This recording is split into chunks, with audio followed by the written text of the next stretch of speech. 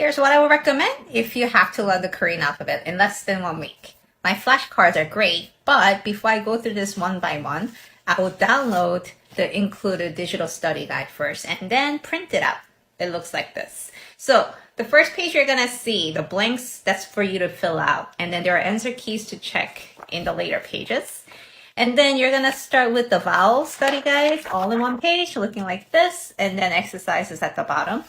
And then the next page is the visualization of the consonants along with the groups of places of articulation, right? That's how I classify the consonants with the visual cues. And then something cool after the vowel exercises at the bottom, you're gonna see 2 QR codes and one of them leads to a video lesson.